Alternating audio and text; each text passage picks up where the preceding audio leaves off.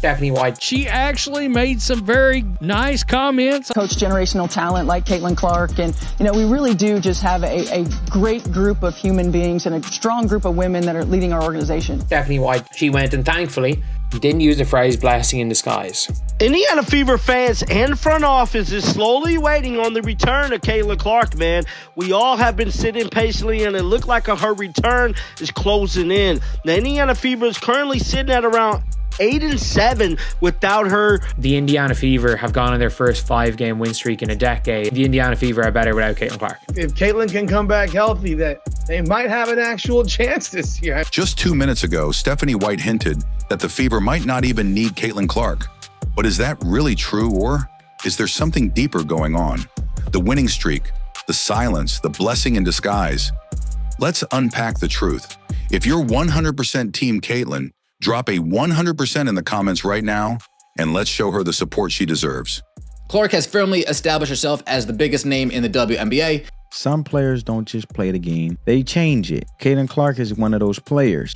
The Indiana Fever have suddenly gone on a 5-game win streak, their best stretch in a decade. The Indiana Fever, they went on a 5-game win streak.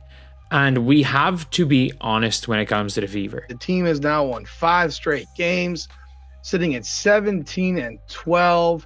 And yet, Caitlin Clark hasn't played a single minute of it. That fact alone should make anyone paying attention stop and ask, what's really going on here? At first glance, the media spun this as a feel-good story. The Fever are figuring it out without Caitlin. The team is finally gelling. They're learning to win together. Even coach Stephanie White called it a blessing in disguise. But here's the thing. When your #1 overall pick, the face of the league, is absent and your coach uses language like blessing, that's not just strategy. That's a signal. Sometimes it can be a blessing in disguise because everybody else finds themselves. They know one another a little bit better now. We're maturing in how we handle situations and how we handle runs. We stayed neutral. We didn't get too high. We didn't get too low. Like, look, this league is tough and teams are going to make runs. And this is a veteran team in Seattle who understands the ebbs and flows of a game and made plays when they needed to make plays. And I was proud of our group for how we stayed, not just together, because we always stay together, but how we stayed even. And we came down and we went to the next play. We made some big plays in key moments that allowed us to win the ballgame. With Caitlin Clark being on the floor, their record was 8-5. The team is only going to get better with her return. Now, Stephanie White went on ESPN today in a shocking event, and because no one thought that she was going to appear on there, or no one knew, but she went on there to speak about Caitlin Clark coming back. She also went on there to speak about the return of Caitlin Clark and her new role. Guys, with that being said, let's roll the footage. National championship at Purdue. You were actually on the Fever's first team. Yes. And now you're coaching there.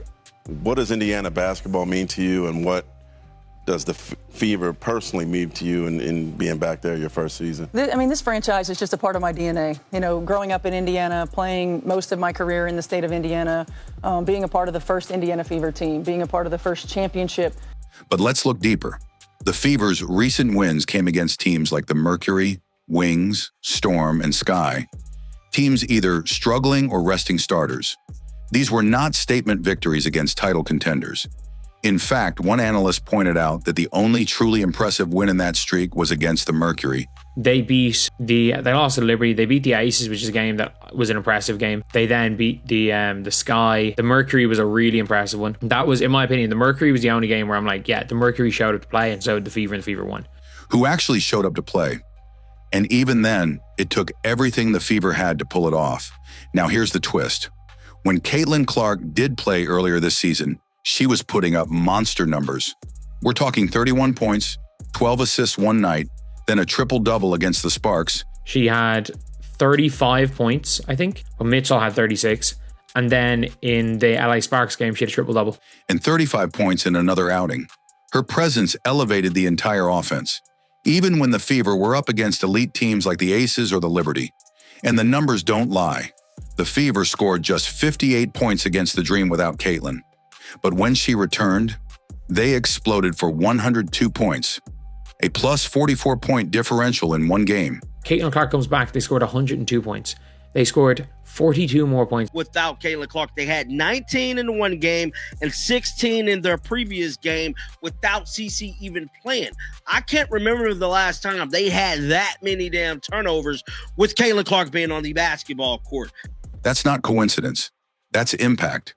The truth is, teams guard the Fever differently when Caitlin's on the floor. She draws double teams. Every team, when Caitlin Clark plays, they want to kill the Fever. Teams guard the Fever differently. Teams guard Caitlin Clark differently. She opens up space for shooters like Sophie Cunningham and Lexi Hull. And when Caitlin Clark does return to the floor, how is she going to help elevate this team even more down the stretch of the season? Well, she demands so much gravity on the defensive end of the floor. She's constantly seeing multiple players, and she makes the right reads and makes the right plays for our group. So she's going to continue to allow us to stretch the floor. We're going to be able to, I think everybody else will be able to get more higher percentage looks because of what she demands on the defensive end of the floor. She breaks down defenses, and yes, she puts butts in seats. So what are we really looking at here? Yes, the team is winning without her, but let's be honest, they're also not being taken seriously by their opponents. And this is where it gets really awkward because while Caitlin Clark has been on the bench, when Caitlin plays, every team brings their A game. They want to shut her down, beat her, embarrass her. But without her, the Fever become just another regular season matchup. And that's why this winning streak, while it may look impressive on paper, is actually a smokescreen, a distraction, a temporary bump that's being overhyped, while the real engine of the Fever, Caitlin Clark, sits on the sideline nursing a groin injury. When Caitlin Clark first got hurt, Ari McDonald was not on this team. So because of that, you didn't have an actual point guard. With no clear timeline to return. But even deeper than that, this so-called blessing in disguise might just be the first public sign of a philosophical divide. This was their most impressive win since they beat the Liberty when the Liberty were rolling. This is their most impressive win since then. Between the coach and her star. This isn't just about an injury anymore. This is about the uncomfortable truth. Because let's not forget, Clark isn't just any player. She's a once-in-a-generation talent, drafted to lead a franchise. And now the narrative is shifting to one where the team is better off without her. Is it a coaching mind game, a front office strategy, or just media spin? Whatever it is, it doesn't sit right. Let's stop pretending this is just about a groin injury. This is not about rest. It's not about load management. It's about control. And what we're witnessing inside the Indiana Fever organization is a classic philosophical power struggle, one that's playing out silently yet unmistakably in front of everyone. On one side, you have Caitlin Clark, a generational scorer, a floor general, a basketball mind unlike any we've seen enter the WNBA in years. Former Miss Indiana basketball, you won a national championship at Purdue. You were actually on the Fever's first team. Yes. And now you're coaching there. What does Indiana basketball mean to you, and what does the Fever personally mean to you in being back there your first season? This franchise is just a part of my DNA. You know, growing up in Indiana, playing most of my career in the state of Indiana, being a part of the first Indiana Fever team, being a part of the first championship Fever team, and then being able to coach in this organization. A player who led the NCAA in scoring and assists. A walking highlight reel with the ability to completely transform a franchise. On the other side, you have Coach Stephanie White, a veteran coach who believes in system basketball, in balance, in methodical execution, and half-court sets. She runs a slower offense built around ball movement, versatility, and shared responsibility. Here's the problem. Caitlin Clark doesn't fit into that system. She is the system. Coach Stephanie White is known for valuing a team-first system where the ball moves and everyone contributes. She's not a plug-and-play piece. She's a gravitational force. You build around her, or you waste her. And based on the subtle messaging we've seen recently, it's clear Stephanie White has been trying to reclaim control of this team's identity. Take this example. When Caitlin went down with her groin injury, there was no additional damage, yet the Fever gave no return timeline. Even now, weeks later, the updates are intentionally vague. We're taking it day by day, White said. Caitlin Clark remains without timetable for a return, Most important thing for Caitlin's long-term health is getting her back to 100% before we put her back on the floor. Really, for the face of your franchise, that's not caution. That's deflection. That's buying time to reshape the team without her. White even praised the team's chemistry in Clark's absence, saying players are finding themselves now that Caitlin isn't on the floor. She even dropped the line that everyone can now step up without fear of making the big play. You guys have had a lot of success, more success than anyone without their star player. How have you guys been able to stick together without having Caitlin on the floor? But let's decode that. What she's really saying is, with Caitlin gone, I finally have control again. Stephanie White's not the biggest fan of Caitlin. I actually don't think Stephanie White's the biggest fan of Caitlin, the player. Players are no longer playing through her. They're playing through me. It's not just on the court. It's in the media narratives too.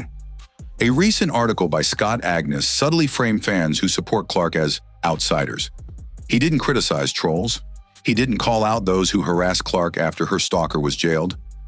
No, he targeted regular fans. So not trolls, not rival fan bases, not true abuse or inappropriate commenters, just vague, subjective other and fans with opinions. Yeah. Any fan that is not everything the Fever do is great. Who ask basketball questions. Why is Clark being benched? Why is the pace so slow? Why is she playing off the ball?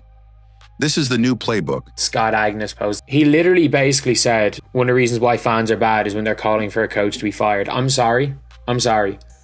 It is just the fundamental thing of sports. People don't like their coach. If you question the system, you're toxic. Carolyn Peck is the most anti-Caitlin Clark. And I don't mean like, oh, Caitlin Clark, the person hater, just Caitlin. She's the most anti-Caitlin Clark, the basketball player. Like, her close relationship with Stephanie White is the reason a lot of people think that. If you support Clark too loudly, you're a problem. She mentioned that her friend is a fan of Fever, especially of Redacted, the she who shall not be named, Lord Voldemort, Caitlin Clark. If it was possible, I would love to see every other team lose every game. Would anyone ever say this to my male friend who loves LeBron? And if you say Stephanie White should be held accountable for her questionable tactics, you're painted as someone who doesn't understand basketball. And when Caitlin Clark does return to the floor, how is she going to help elevate this team even more down the stretch of the season? Well, she demands so much gravity on the defensive end of the floor. She's constantly seeing multiple players, and she makes the right reads and makes the right plays for our group. So she's going to continue to allow us to stretch the floor. We're going to be able to, I think everybody else will be able to get more higher percentage looks because of what she demands on the defensive end of the floor. And she brings our own defensive versatility because of her length, because of her size. So we'll certainly look different. I think we'll be that much more dangerous on offense. But let's break that wall down for a second, because basketball is math. It's production. And here's what the math says. The Fever were below .500 with Clark putting up elite numbers against top-tier teams. Without her, they're beating struggling rosters, resting veterans, and barely holding leads they used to build thanks to hot shooting nights from players like Sophie Cunningham and Kelsey Mitchell. That's not sustainable. That's not growth. That's a mirage. And let's talk about that shooting for a second, because some want to pretend Sophie Cunningham suddenly turned into Klay Thompson. But guess what? Sophie will benefit even more when Clark returns. Why? Because Caitlin draws help defenders. She collapses zones. Natasha Howard fumbles, can't catch the ball. As great as she was, as great as Natasha Howard's been, she has hands made of stone. She has some weird inability to catch the ball. It's the people complaining about Kelsey Mitchell going dribble, sidestep, long two. She forces rotations. Those clean catch and shoot threes, they're coming from Clark's gravity. This idea that the team shares the ball better without Caitlin is just not supported by results. Yes, more players are touching the ball, but the offense has become less dynamic. Aaliyah Boston regressed. Lexi Hull, nearly invisible. The WNBA is trying to take the emotion out of sports. They are trying to take the emotion out of it. You can't get too high, you can't get too low. If you're too high, it's a problem. If you're too low, it's a problem. Even Natasha Howard has had her moments muted in this new system. And it's not just what Stephanie White says, it's what she doesn't say. After wins, she glows when talking about other players, opposing centers, her bench depth, her own rotations. But when it comes to Caitlin, it's always vague praise followed by a pivot. The new fans that have come in the last couple of years, I can guarantee you know more basketball than the old fans. Remember the early season drama where Clark was being played off the ball? The best passer in the NCAA played off the ball like she was a corner shooter. That wasn't an accident. That was a trial run, a message, a test to see if the team could operate with Clark within the system instead of leading it. But here's the reality Stephanie White, and perhaps the Fever front office, doesn't want to admit. Caitlin Clark isn't built to blend in. She's built to take over. You don't draft a LeBron, a Luka, or a Caitlin Clark and ask them to fit in.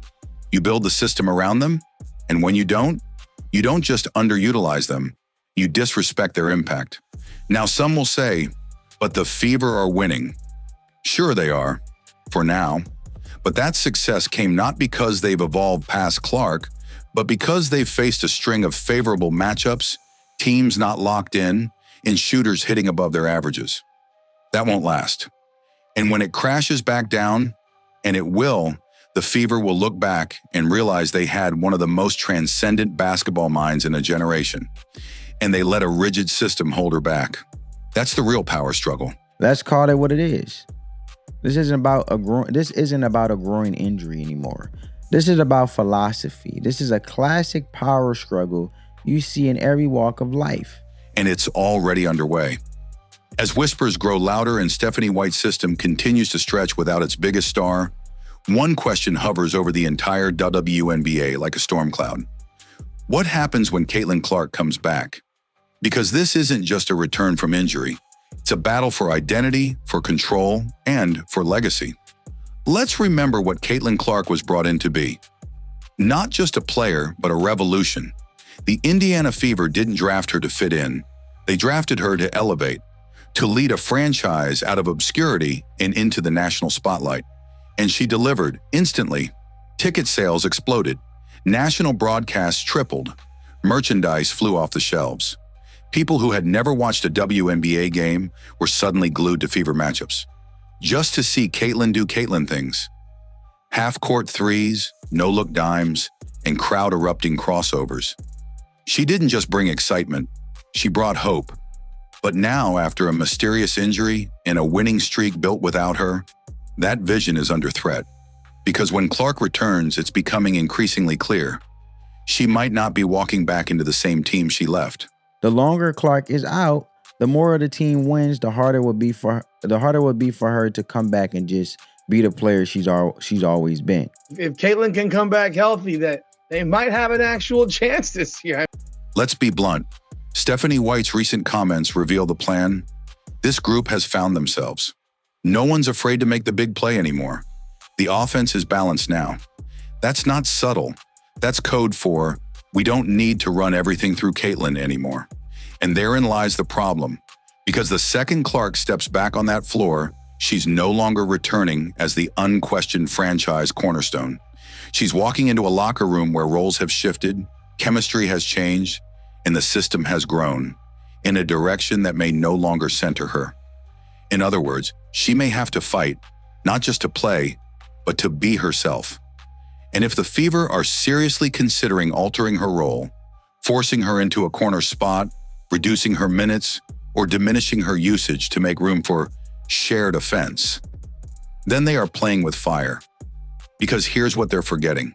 And when Caitlin Clark does return to the floor, how is she going to help elevate this team even more down the stretch of the season? Well, she demands so much gravity on the defensive end of the floor. She's constantly seeing multiple players, and she makes the right reads and makes the right plays for our group. So she's going to continue to allow us to stretch the floor. We're going to be able to, I think everybody else will be able to get more higher percentage looks because of what she demands on the defensive end of the floor. And she brings our own defensive versatility because of her length, because of her size. So we'll certainly look different. I think we'll be that much more dangerous on offense in particular. When Caitlin is on the court, defenders stretch 30 feet from the basket. The spacing changes. Shooters get cleaner looks. Post players like Aaliyah Boston get easier entries. Transition opportunities explode. Opponents game plan around one person, and that opens up the entire system. Take her away. Sure, you get more touches for more players, but you also get more clutter, more congestion, and less fear from the defense. Opposing coaches admit it. Their number one priority is stopping Caitlin, and that's exactly why others thrive when she's active. Players like Sophie Cunningham, who has recently surged in scoring, will actually benefit more with Caitlin feeding her perfect kickouts. Players like Lexi Hull, nearly invisible without Clark, come alive when she's the one collapsing defenses and creating angles. And Aaliyah Boston, her production has slumped since Clark's absence. That's not coincidence. That's cause and effect. Yet despite this, there's a quiet movement brewing, one that suggests Clark needs to adjust to the new system. That maybe she should sacrifice touches, minutes, and freedom to let the rest of the team keep its balance. Let's call that what it is, madness. Because let's be clear, Caitlin Clark isn't just a player. She is a brand, a movement, a once-in-a-lifetime opportunity for the WNBA to grow faster than ever before. And sidelining that, intentionally or passively, is not just a tactical error. It's organizational malpractice. But beyond the strategy, this is personal. What we're watching is a young star, one of the most mentally strong and mature athletes of her generation, face her biggest challenge yet. And it's not a groin injury. It's not the physical rehab. It's the realization that the very system she was drafted to elevate may no longer fully welcome her back as she is. The tension is obvious in every vague non-answer from the coach. And Caitlin Clark isn't just fighting to get back on the court. When she does return, she may find herself fighting for the right to be the player she was brought in to be. The uncomfortable truth is that her biggest challenge right now might not be her body. Caitlin now faces three possible futures. In this scenario, Clark comes back and reclaims her throne. The team adjusts around her, not the other way around. The system evolves to amplify her strengths rather than neuter them. White finds balance, letting the offense flow through Clark while integrating the chemistry developed during her absence. This is the best-case scenario, but it requires humility, not from Caitlin, but from the coaching staff. Here, Clark returns to a team that has moved on without her. She's asked to share ball-handling duties, play off the ball, or even take a secondary role during key stretches. This not only limits her effectiveness, it risks her confidence, her rhythm, and her long-term loyalty. You don't sign generational players just to clip their wings. Ask any star across any sport. When you try to cage brilliance, it never ends well. The most dramatic scenario. Clark returns and doesn't hide her frustration. The media notices, the fans speak out, and suddenly the whispers of a coaching player divide become national headlines. That's the moment when everything fractures, internally and publicly, and make no mistake, the fans will take Caitlin's side. They already are. Stephanie White. She actually made some very nice comments. Coach generational talent like Caitlin Clark. And, we really do just have a great group of human beings and a strong group of women that are leading our organization. So now you've seen the truth behind the headlines. While Stephanie White says the Fever don't need Caitlin Clark, we all know better. This isn't just a groin injury. It's a power struggle, a coaching philosophy clash, and a dangerous gamble with the most valuable player the WNBA has seen in years. But here's the thing, you can't sideline greatness. You can't downplay a generational talent just to protect a system. Because systems don't fill arenas. Systems don't break viewership records. Caitlin Clark does. And when she returns, it shouldn't be to fit in. It should be to take over. But the winning culture her team is building in her absence.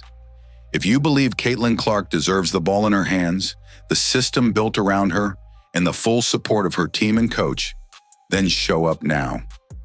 Drop A or Team Caitlin in the comments below. Let the Fever and the league know we see what's happening. And we're not staying silent. Make sure to like, subscribe, and hit that bell, because the Caitlin Clark story isn't over. It's just getting started.